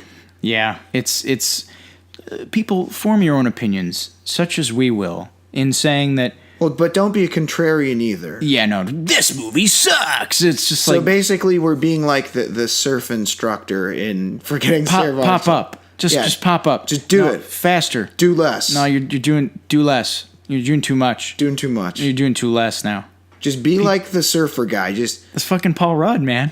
Is that? It is Paul Rudd. Oh, fuck. I'm gonna name you P-P-O-P. Anyway. So our opinions on this movie are thus. I'm just going to give a general rundown. Are you sure you speak for both of us now? Oh, I see how it is. Well, I'll go first. Well, I think Okay. we share similar opinions because I know that we both have scores that are similar. Well, that's what you think. Oh, shit, you're going to pull a fast one? Yeah, maybe I will. Oh, fuck, no. Oh, man, I thought this was going to be more of a monumental review than it might be. Well, I don't care. why don't you just continue? Yes, this is fucking great. This is the best normie movie I've seen this year. And by that, I mean, like, AAA narrative feature, you know? Like, yes, Fred is still the best movie I've seen overall, but that's a documentary, and that's a different kind of movie, I guess. Yeah. But this is easily, and I was telling you over the phone, I'm like, it's not close. The second is probably... Oh, it's very close for me. To what? Dude, Thoroughbreds, I told you. Yeah, It's like... I haven't seen it. I might want to watch it again just to see if I, like, the one thing that bugged me, I wouldn't care about watching it again. Because sometimes that happens, but I give that 4.5 out of 5. I guess I'll clarify. In terms of movies that are similar to this, it's not close. No, not at all. Like even Avengers, which I would say I loved. And Black Panther. Black Panther were both very enjoyable. It was almost like not quite. Watching this was like being reminded, like, no. This is what a good action. This is what a fantastic action movie is. But you know what it is? It's like, let's have the beginning, the middle, and the end all be amazing. Yeah. That's the thing, is this movie is very complete. That's the problem I have with a lot of movies right now, is it feels like, oh, we gotta save budget for the third act. It's like, no, this understands, it's like, yeah, we're going big in the third act, don't worry. But the journey to get there is also amazing. Oh, yeah. Whereas, like, Black Panther, for instance, it's like, all right, let's make, like, one of the best fucking fight scenes on Earth on this waterfall. Do a really badass car chase scene in South Korea. And then just have a really, like, kind of thrown together shitty third act battle. Yeah, I felt that way, too. And, like, Avengers Infinity War is just like, holy shit, there's so much stuff going on. Like, where do we go with this? And then tune in next time. Yeah, and then, dot. By the way, tune in next time. ... Not satisfied with the ending. Eat shit. Well, that's what you mentioned. Complete. Here's a story that's not about story. This is just a movie about entertaining you. It's not about, keeping you along for an uber narrative. This isn't about cinematic universes, which, again, I'm guilty of loving and partaking in. Right. But it's good to have a refreshing, just kind of one-off. These are like American Bond films. For the most part, each one is its own thing. They have its own villain, its own plot, its own MacGuffin. Sometimes its own cast. Well, that's the thing, is this. It felt like watching a movie from the 90s. Yeah. Yeah. I mean, and you know how I think we both share a similar opinion about 90s being the golden age. Oh, yeah, for many genres. For almost every genre. Because in the 90s, they understood, like, especially with action movies, I'd say the 80s also had this concept down. Right. It's like, when you throw a punch or something, it's like, how does the guy look when does the guy look convincing when he's throwing it? Is it good? Like, is the reaction, does he sell the reaction well when he's getting hit? Right. Is the angle good? Mm-hmm. Like, it's not just like stick out your hand and go like, and fall. Right. It's like, action is an art just like drama is. It's like, did you feel like so-and-so was really sad when he was told the news about, like, blank? Mm-hmm. It's like, it's like, did he react? Did he sell that moment well? It's like the same thing with action. But everything plays here, I would say. Yeah. Especially, and we got to talk because this is the biggest pro I can give the movie, especially the action scenes. Yeah. Holy shit. They're all really, really, really good. Like, amongst the best you'll see this year, probably. Actually, shit. Come to think about it, though. What's that? You know how okay, so to break it down without giving too much away, it's like you get one of each type of action scene. Mm-hmm. There's a chase on foot. We won't go into what they are until spoilers. Yes. But you get your variety. Oh, yeah, a lot of them. Whereas something like, what was that shitty movie that we saw with Jamie Foxx? Like, Sleepless? Yeah. was like 3 fight scenes It was just in just different all, locations. but it was all fist fights. And now you know me, I love a good pugilism match. Yeah. However, it's like all 3 of them felt weird. Mm-hmm. Like in this world that felt hyper realistic. I'm like, no, he would have just shot him instead. Yeah. It's like a Jackie Chan movie. It's like, hey, chase him in that generator room where if you shoot things, everything will explode. So you'll just have to get him barehanded. Yeah. Right. You know? It's like, you know, and then he makes the dumb faces when he's getting hit, and it's kind of funny. Oh, yeah. Good stuff. But, fuck, what the hell was I just even saying? Well, we were talking about how... Oh, there's one of each like type of... there's a variety. Right. So, yeah. So you don't get too bored of one type. No. Because they don't really... Again, it's the complete movie. It is. They give you kind of one of every set piece that you're expecting. But, oh man, that bathroom fight scene is just... It felt so real. Like, there's a lot of downtime in it. Like, there's a lot of really good contact hits. Contact hits and, like, characters getting, like, upper hands over the other and, like... trying to, like, waiting, like, thinking, like, trying to figure out what to do, like, it was kind of cool. Like, characters would be at, like, death point. Also, this movie did a really good job of emphasizing no score in some of the action scenes. Specifically, the motorcycle chase scene, right, which is in the trailers. We won't say where it happens, but it's in there. Yeah. But, oh, man, you said the magic word. What's that? Robert's going to have his time now. What's that? Oh, man, this is the best... What struck me the most is this is the best fucking score I've ever heard for a Mission Impossible movie. It's so fucking cool. Like, now, they do, you know, I know what you're thinking. Oh, yeah, they just play the da-na-na, da-na-na, da-na-na, da-na. It's like, no. They do a little bit of theme and variation on you. It's like they take elements of that, you know, Lalo Schifrin. And they do it without dubstepping it. They do it without dubstepping it. And womp, womp, womp. You're going to hear... It's womp, womp, womp. Oh, my God. It sounds like... Maybe the worst, but... It sounds like a Hans Zimmer score. Like, it's by this guy, Lauren Balfe, who's actually Hans Zimmer's assistant for, like, 20 years. Wow, that's so cool. But it's like, the dude's done a bunch of shit, and I'm like, fuck, man, I gotta plug this guy, because the score, like, dude, I've been, like, listening to it on every drive. Because it's like, I like to shout out one track. There's a track called Stairs and Rooftops. That's really good. All right. But, yeah, you're gonna hear some good-ass drums in here. Like, there's some shit in here. I'm like, is that a fucking drum line? Yeah. Did you hear that? Like, the drums, it sounds like a drum line. Like, I was, like, looking through the fucking credits of the soundtrack. I'm like, where's Nick Cannon? Is that, like... Do you know what it actually is? What? It's not 1, not 2, not even 10, but 12 sets of bongo players. Okay. To place that, is that towards the end? It's kind of all over. Like, if you were to, like, scrub through the score, it's, like, in every fucking track. But it's so good. Well, I love it. Whatever. As a score nut, you'll appreciate it. The action's good. The score complements it well.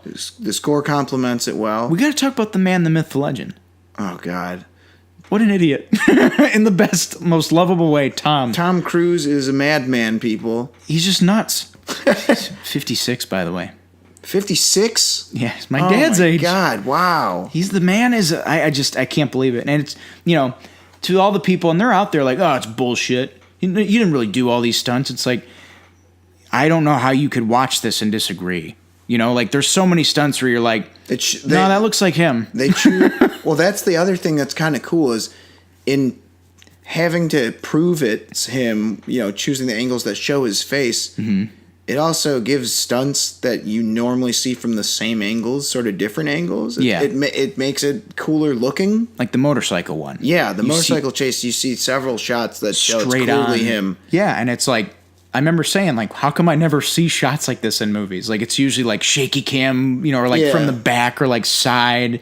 And it's like, oh, because it's Tom Cruise. And he's like, yeah, I'm going to do this. Like, it's to the point where he, like, has threatened to walk off sets or, like, not be a part of movies if the studio disallows him from doing it. Because the studios, I think it was for 4 or 5. It might have been for 4, where they said, like, we don't want you to get hurt. We're disallowing you from fucking doing this. Yeah. And he said, like, I'm walking. Wow. Like, that's how fucking nuts he is. But yeah, he in this movie, it's weird. They do a lot of, in every, you know, in every Ethan Hunt adventure. Yeah. There's something else at stake, or there's something, else that's explored. They do a lot of good stuff about, like, trying to put Ethan Hunt on the, what do you call it, in the hot seat. And not just physically. Like, there's some shit he's got to deal with personally, reputation-wise, like, philosophically, like, his approach to, like, what do you call it, needs of the many versus the needs of the few, like, paradox, that moral dilemma. You know what I mean? Like, they touch on that, like, 3 or 4 times in this. It's what the movie's about. The movie starts with him making a choice that makes the movie what the movie is, which is, it's a race against time. You know what I mean? I thought that was neat. Like, this is an action movie that actually is like, hey, yes, it's fucking badass, but also kind of important. Like, what would you do in this fucking situation? I like the bureaucracy stuff. That's always fun in these. Oh, the Alec Baldwin shit? Well, no, just like Angela, what the fuck? Angela Bassett? Angela Bassett. Oh, and man. it's like, no, you've got to do things my way. It's like, no, fuck you, like, IMF all the way. No, CIA. Grrr. And then they're all just at each other's throats. That's always a good time. Now, you mentioned CIA. We forgot to mention a new addition to the Mission Impossible cast. Jesus Christ, yeah. The mustache that ruined an empire. Henry Cavill. Yeah. Without saying anything about his character, because it's very mysterious, he's great. Yeah, he's great. He really nails it, and I was especially impressed with him in the actions in the bathroom scene. He's so fucking... Man, he looked like he trained a hell of a lot of boxing. Yeah, no, he did. It looked good. It looked convincing. He also plays, I'll say this, it's a role I necessarily... Also, hats off to the other stunt performer. Oh, yeah, and that scene? Yeah. It's great. That's probably my second favorite stunt in the movie. Or, like, second favorite set piece in the movie. Right. Number one being the most obvious one. Yes. But props to Henry Cavill for pulling off a role I didn't necessarily see him playing. Because again, without saying anything, he kind of plays against type in this. And it's kind of awesome. Right. Well, what else we got? Cinematography, I mean... Looks amazing. Everything looks like it's well shot. I saw this in a fucking drive-in, and it looked good. The images weren't even that clear, and I'm like, yeah, this is good. And also, you got the globe trotting. Oh, yeah. Some good showcasing of Kashmir. Paris. London. Yeah, there's some good stuff in this. So, yeah, there's a lot of, like, appealing things. And it didn't need, aliens or whatever. No. Again, I like that. Could have used it. Sure, like, why not? No. I don't want this to be Kingdom of the Crystal Skull. Yeah, but I was about to say, remember when we tried that once? Yeah, that's what I said to my brother, like, after watching this. I'm like, I don't know what the fuck they're going to do for 7 without introducing, like, time travel or some dumb bullshit. Like, how are you going to up the ante here? You know what? They should just throw darts at a map. They'd be like, all right. Antarctica? No. Steamroller? It's like, yeah. It's like they have a random bowl of, like, vehicles. Yeah. And they just throw darts. It's like, all right, we're going to have steamrollers in, like, in Guyana? Seychelles in Guyana. All right, cool. Oh, man. Yeah, no, it's starting to feel like that, but not in a bad way. No. Like, oh, man. All it's right. so good. So, yeah, it's good. Fuck this. I give up. Let's talk spoilers. Oh, man. It's spoiler time. Henry Cavill. What a bastard. Let's just start right out of the gate. He is such a bastard in this, and it's awesome. Henry Cavill. Oh, man. It's just... All right, we're in spoilers. Henry Cavill turns out to be the bad guy, or one of them. He's John Lark. He's John Lark. He's the mysterious John Lark that we've been after. Was I the only one that knew that, like, 20 minutes in? No, see, that's the thing is I just kind of guessed that from the get-go. That's kind of what I thought. Like, because he's like, well, how come... He has that scene with Angela Bassett where he's like, well, how long until a guy like that's had enough? And he basically accuses him of being John Lark. And I'm like, well, that's... You're like, John obvious, Lark. Yeah. I'm like... No, you are. You're trying to throw the scent off, but like... No, but it was pretty obvious from the beginning. But what I like is... They fake you out. Like, they're going that way, but during that scene where Benji is actually Solomon Lane, and they trick him, and I'm like, I didn't see that coming. Like, I was gonna say, I really like the use of MI masks. yeah, masks and trickery. The beginning, the Wolf Blitzer The beginning scene. thing blew my mind because I'm like, great. I feel like such a dumbass. I was like, is this how they're starting the movie? Yeah, it's so weird. I was like, whoa. It's depressing as shit because you're like, holy fuck, Jerusalem just got blown up. The Vatican's fucking in flames. You're like, fuck, that's fucked up. And then I felt like such an idiot. I'm like, they got me. But it's like movies haven't done that in a long time. It's so fucking good. I love it when they pull one over on me, or two, like they did. Yeah, but I'm saying this has those super iconic moments that don't rely on, like just like pure novelty. Because like, he was dead the whole time, or like shit like that, or like he was imaginary, or like really like obvious twists. Like the Book of Twists would be like, the person was dead the whole time. The person is actually this person's brother. You know what's my least favorite though? What's that? The killer was the guy who you barely saw, and we didn't give you any goddamn clues whatsoever. Yeah, right. Because that's just like an out. It's like a cop out. Yeah, but they don't do that in this. This didn't do that at all. The tricks are very well crafted, very well founded. It's almost like I kind of knew that Wolf Blitzer twist was happening like 2 seconds before it was happening, but it didn't ruin it. Like I got excited. I was like, oh fuck, they're doing this. Yeah. And like I turned to Abby and I was like, I think that's bullshit. And she's like, what do you mean? I'm like, I don't know, but I think so. I think it's all wrong. I think this is all fake. Something felt weird about it was, how he was like giving the deliver or the like his speech banner was like, and it turns out that also a bomb blew up. Like it felt I was like, something's weird. Something's off. I was like, at first I'm like, is Wolf Blitzer like about to cry? Like what's going on? I'm like, right. That's so. It's such a well crafted.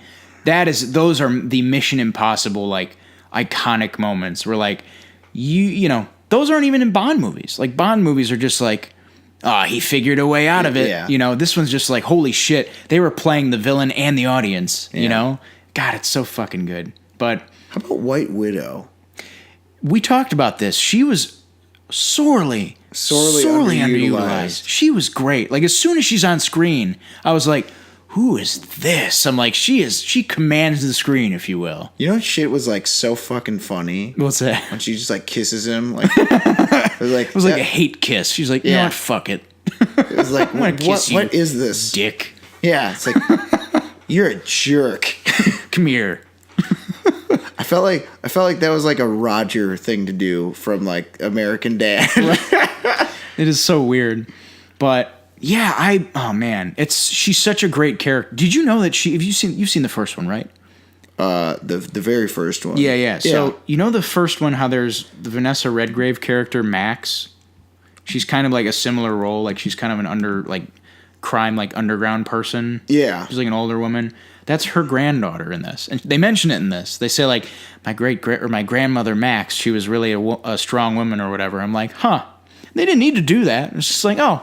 I guess this does take place in the, Mission Impossible 1 happened. That's what I mean. Okay, the difference between sequels like this and sequels like Marvel and stuff is, as we've discussed, Marvel isn't a movie series. It's the most expensive TV show ever made because you have to tune into the last episode to catch everything. Granted, you get your this is kind of an unfair comparison, your quote-unquote filler episodes. Right.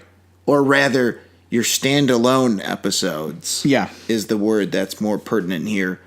But these, it's like, yes, there's pre-existing story that has to do with this, but it does not completely dictate it. It's not prerequisite information, You can I'd say operate. Maybe Solomon Lane, like knowing who he is, would help. But even that, it's like, I was thinking about it again, it's like, his appearance is so radically different than from 5 that it's like, I feel like you could feasibly get through it fine. Be like, okay, there's this guy who's like a high-value target prisoner that's like constantly being circulated through the interrogation system, and they want to transfer him to, to the fucking apostles. I saw a fucking article the other day that's like, why Mission Impossible 6 or why Mission Impossible Fallout might be the last Mission Impossible. I'm like, fuck you. They gave us the Apostles. That's like 20 other movies that we could have. You know what I mean? Where it's like, here's a scary thought. What's that? What if Tom Cruise doesn't want to come back? Oh man, that would be scary. There would be something wrong. Because I feel like he's just going to want to keep doing this until he gets killed doing it.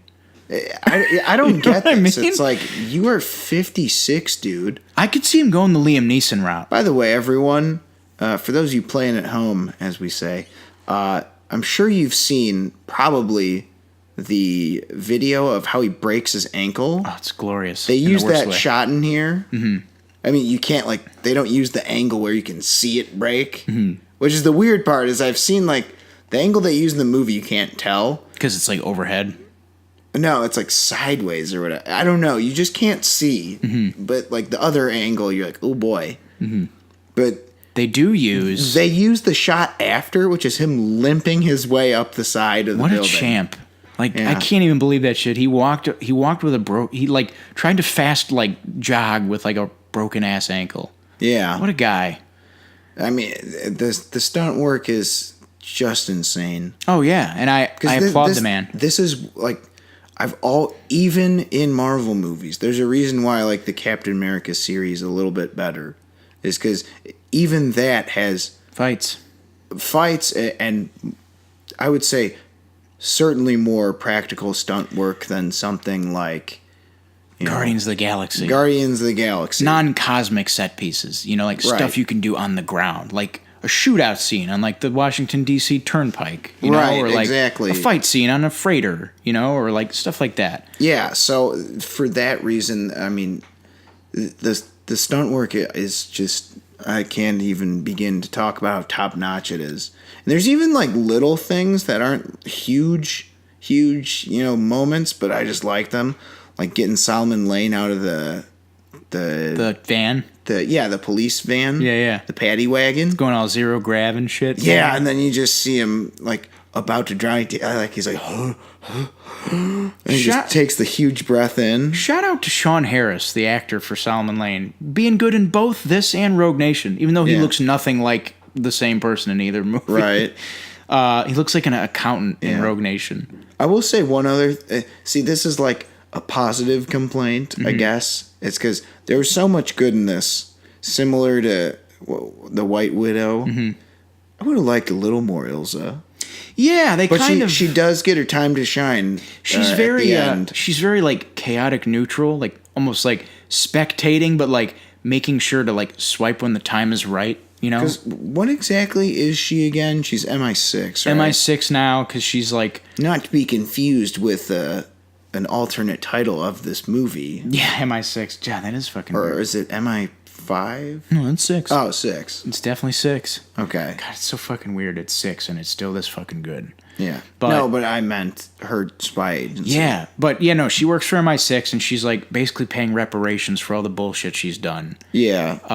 And the reason she's got to do that is the thing that's really going to put her over and back square at the house again, if you will, is she catches Solomon Lane, turns him over to MI6. Right. So obviously that's going to put her at odds with Ethan, which is like Ethan wants Solomon Lane to, thwart the Apostles' plan to blow up the fucking Kashmiri watering irrigation hole or whatever. Yeah, it's because it's like Pakistan, China, and India, right? Yeah, it's like that border or whatever. Yeah. So it's like if we contaminate this, we contaminate a large population of the world all at once. Literally, like 4 billion people's like water supply. Or something like that. Maybe even more, like 6 or 7 billion. I don't know the science behind that. I didn't really give a shit. I'm like, bad guy stuff. Yeah, bad guy stuff. Let's go. It's and this brings me to the final set piece. Oh, the helicopter chase. The helicopter chase. Okay, see. This is something we were having a little disagreement about earlier.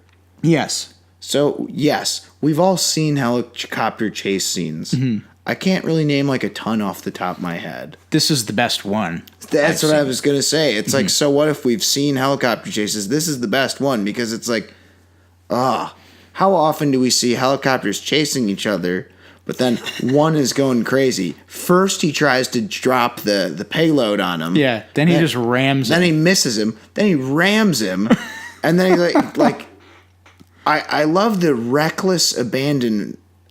Like he doesn't even care. He's just like, I gotta get this thing. Yeah, he's just like, fuck it. I'm just gonna take this thing down.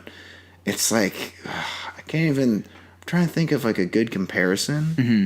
You know, again to bring up Captain America in Winter Soldier. You know, he's just busting through walls to chase down Winter Soldier. Mm-hmm. There's a video of that online, and it's queued up to America. Fuck yeah!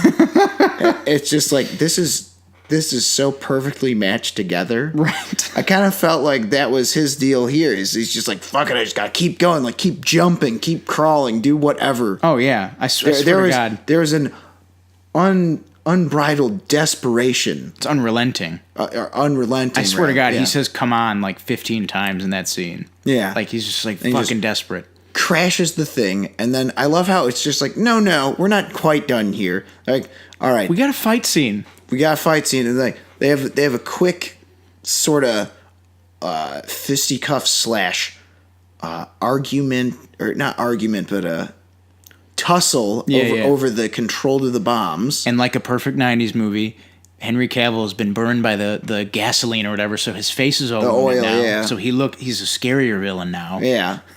And then it's like, no, it doesn't stop there. They've both fallen down these two helicopters that are like entangled with a wire. Looking like one's like looking up at one and one's like looking down at the other. And I remember, I remember as soon as that happened, I like said like audibly, I was like, now we're talking. Right. Like, this is some crazy shit. That's what I mean. It's like I love when movies are like, how can we continue to make this more ridiculous? Yeah. And again, I guess it's not.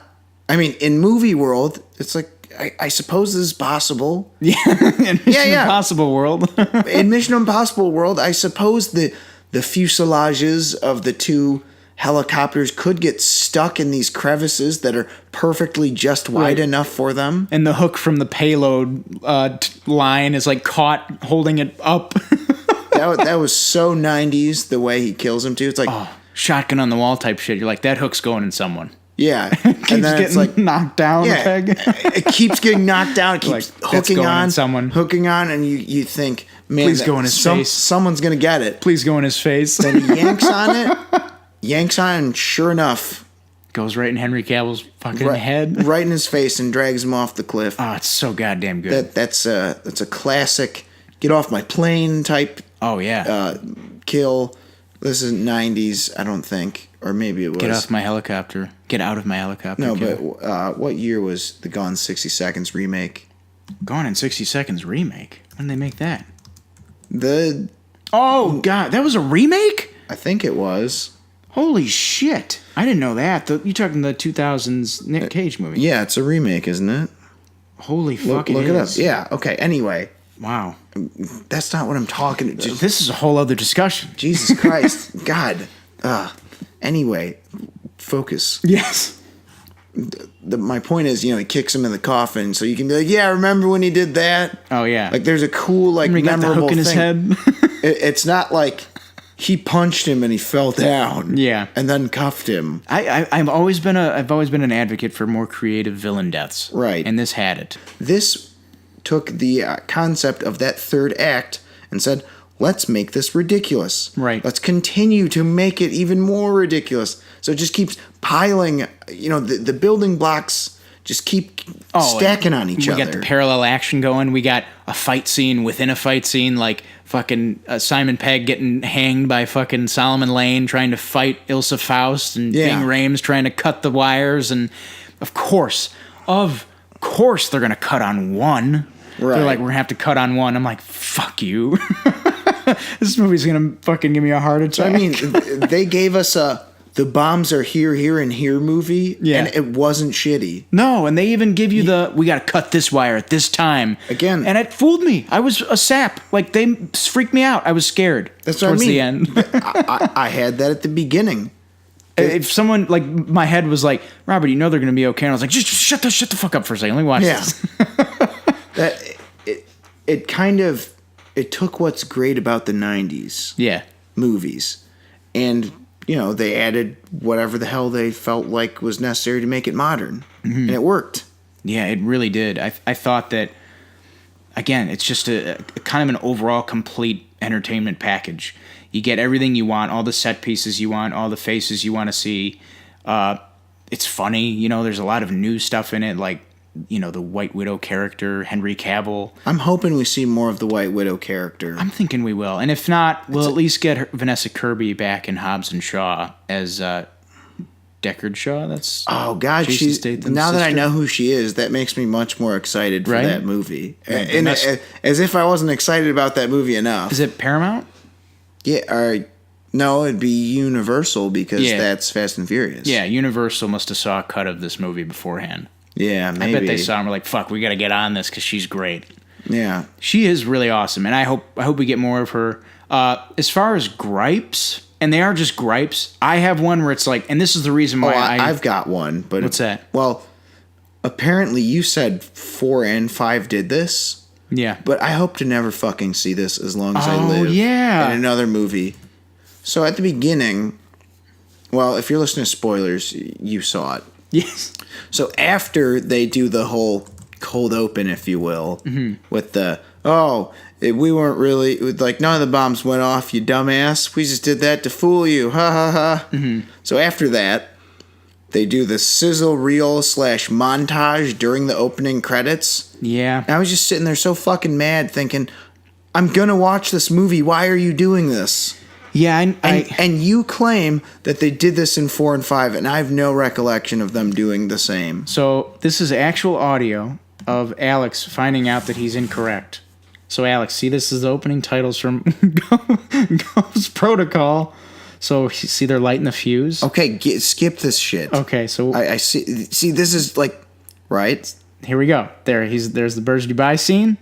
Here comes the... Okay, but that's super out of context. They just kept showing shit. So, like, there's the crash scene. Here comes the... Okay, but There's the Burj Dubai. There's fucking Tom Cruise on the Burj Dubai. It's like, there's a scene with fucking Jeremy Renner. It's like... All right, that's pretty bad. I mean, Wow. they... I get that they did it concern. worse, though. Yeah. They showed Because most. this... Half of those are sort of blurred the line between motion graphics. No, In this new one, it's like... It's literally just like a gigantic trailer. I completely see that, And too. I was just like a huge sizzle reel, and it really pissed me off. I'm like, I looked at the floor, like I do with trailers that I don't want to see when I go to theaters. Also, this is actually something I just thought of. What's that? Weren't we correct about the trailer, the second trailer, showing too much? Yeah, I actually, thought so. I thought so. I was like, you know what? Didn't need to see the Because helicopter. I had a feel. And how cool would it have been if this White Widow character just showed up out of nowhere? Mm-hmm. Nope. You see her, and you knew she was going to get in the mix-up in the fight scene. Yeah. You knew, let me guess. She's going to pull the knives out of her garter like she did in the trailer. Thanks for leaving nothing for us to be amazed. I mean, there was still plenty to be amazed by, but imagine if more stuff was. Oh, yeah. This would have been even more of the movie I think it is. What else was in the... I think there was too much of the bathroom fight. Too much of the bathroom fight, too much of the foot chase, the on rooftops, on street chase. They show the stunt where Tom Cruise breaks his foot. I get that you have to have money shots, but Christ, can we dial it back? Like, I remember... I don't know what it was. I think the first trailer was fine. First trailer's perfect. I'm like, I'm already going to see this thing. Well, in addition, it's a 6th installment. Mm-hmm. Yeah, I remember it was more heavily leaning on later second act / third act. Yeah, definitely. I think the trailers. It didn't. With the context that it presented, you couldn't piece that together at all. Also, with seeing the trailers, I kind of pieced together that Henry Cavill was the villain a lot faster because you see the fucking scene in the helicopter where Henry Cavill's shooting at Tom Cruise with the LMG in the second trailer. Yeah, so I'm like, you basically spoiled the movie in that fucking trailer, kinda. Yeah, I mean, like, if you're smart, you can see like, oh, again, if I see the second trailer for something, or if I see something, and gotta look at the ground now from now on. That's what I do, but also I'll try like hell to avoid having a second viewing. Mm-hmm. so that by the time I see the movie, I will have forgotten about all that shit, or it's not as fresh in my mind. But that's why I hate the sizzle reel thing. It just completely undid my good work to avoid. Yeah. So my gripe is that I want a little bit more Mission Impossible-y set pieces in this. Okay, so the action set pieces were maybe too standard for your liking. They were on paper were, but yes. The execution is so above and beyond most set pieces ever. That's what I'm saying can make a movie sometimes. Yeah, I just wished, why not do that and also show me something I've never actually seen in a movie ever? Oh, kind of like the thing where he's diving into that. That's Rogue Nation. Yeah, right? where he's diving into that vortex of water and he's got to grab the fucking server chip or some shit. It's just like, it's like who even knew that existed? Who wrote this? We're talking about the automated car garage scene at the end of Ghost Protocol. Like the cars are falling everywhere. It's like, I've never seen this before, but again, it's not bad. What's that? Jackie Chan. Oh, yeah. All these weird places with coolant and fans and... Is there a movie where there's a fight in a laundromat? That's probably a lot of... I think you might be thinking of... Where he's like climbing on like I call it the roller coaster, like the laundromat like track thing that goes up into like the second floor. Am I imagining this? Probably not. There's a lot of those. There's a lot of regular urban sort of settings in Rumble in the Bronx. It might be that. Yeah. Uncle. That's the one where he jumps from one parking garage to the next. No strings necessary. No strings necessary. No broken ankle. But he did once fall 100 feet out of a tree and hit a few branches on the way down and almost died. Yes, so there's that. Oh, man. But what a trooper. Yeah, man. What? Jackie Chan, he's still doing it. Older than Tom Cruise, mind you. Yeah. He just had the Foreigner.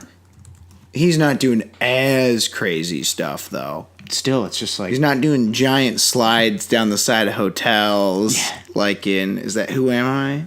Yeah, oh man, that's so Who Am I has some of his best stunts. But let's get back to topic because I said the magic words and it'll just get us lost. What, Jackie Chan? Yes. Yeah. So... I wish there was a little bit more creativity in the part of what the set pieces involved, but that doesn't mean they're bad. But that's what I'm saying is I just said it. We've seen helicopter chases, but how many have one where the guy's trying to drop the payload, fails to drop the payload, and says, fuck it, I'm just going to crash into him, and then on top of that gets stuck in that canyon, and it's like, it's still going. It is the toppest shelf iteration of a helicopter chase I've ever seen. I just wish it would have been I don't know. Do you think maybe they should have used the weird douchey music festival a bit more? Oh, like the nightclub place? Yeah. That would have been neat. Oh man, now you're talking Tom Cruise in a nightclub shootout. Get some of my Collateral vibes. Collateral, but I think maybe the reason they didn't do that is maybe that would feel too similar to the opera scene from the last one. From Rogue Nation, yeah. That's also a good one. Oh man, it's just there's so many great. I hope they don't. Bottom line is, I hope they don't stop making these. I hope they continue to be as fresh as the past 3 have been. Past 4? I would like that too. It's just a nice reminder that as much as we like, what I kind of lump these together. Mm-hmm. The big budget sci-fi, superhero, fantasy movies. Those 3 sort of Marvel, Star Wars, subgenre. Yeah. Whatever's Harry Potter. As much as those are great, it's nice to just have a movie where you can go big, but go big on a regular action movie. Relatively speaking, yeah, realistic / regular action movie. Yeah. I think it's the best of its kind of this year for sure. It's the best one I've seen this year. It's the best summer movie. All right, kind of with a bullet. It's time to reveal. What would you give it, sir? I'd give it a soft, very soft, but I'm seeing it again Friday, so probably going to get better. 10. 10 out of 10, ladies. You gave it a perfect score. And since most of my complaints were met with helicopter crashes... and hooks to the head. I'm going to give this a 1, 2, 3, 4, 5 out of 5. Ladies and gentlemen, that's a 15 out of 15.